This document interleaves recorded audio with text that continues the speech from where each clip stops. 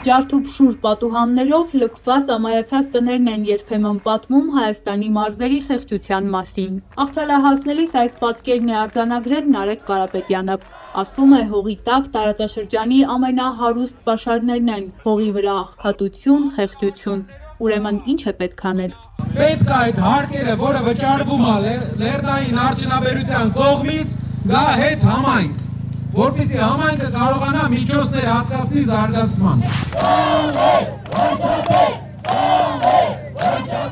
Լավ կյանքի դուռը նաև աշխատատեղեր ստեղծելով ենք բացելու, վստահեցնում է Նարեկ Կարապետյանը, որ դրա կարիքն իսկապես կա, հաստատում են նաև մարդիկ։ Գործ չգտնելու պատճառով ասում են երիտասարդները տուն տեղ թողնում գնում են կամ էլ պարտքերով մի կերպ յոլա են գնում։ 23 տարեկան երեխան քիչ պետք է աշխատանքատեղ ունենա, իր երկրում մնա աշխատի, որ գնա ուրիշ երկիր աշխատի։ Մեր վերջը վատ ալնելու, եթե Նիկոլը նորից ընտրվեց։ Դա լաց է, հայ ազգի համար դա լաց է։ Մենք սպասում ենք դեպի լավը։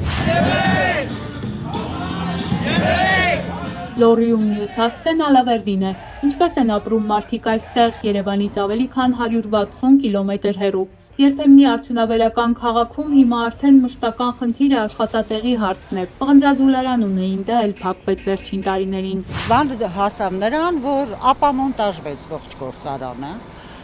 5000 եւ ավել աշխատակիցներ մնացին դրսում օդից կախված։ Օրվա ապրուստի հարցը կարևոր է, բայց հիմա մեկ այլ գլխավոր խնդիր է մարդկանց անհանգստացնում, որ դռները չբացվեն թշնամու առջև։ Հիմա լավ, 300,000 ադրբանց եկան։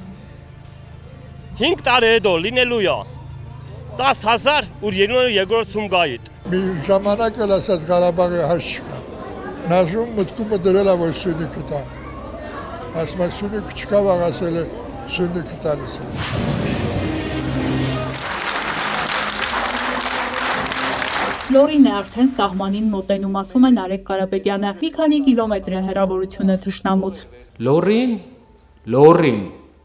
համարյա սահմանամերձ է արդեն, այս իրենց կատարած դելիմիտացիայի արդյունքում ժողովուրդ։ Ինչը պետք է ստիպի մարդկանց ընտրել այս մարդուն։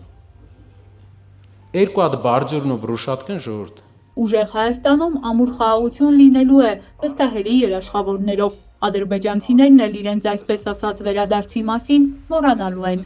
վստահեցնում են ուժեղ Հայաստանի անդամները։ Գնաց եք ընտրության, որ գնան։ Բաժանորդագրվեք Արմատ մեդիայի ալիքներին սոցցանցերում։ Հետևեք մեզ նաև Արմատ մեդիա AM կայքում։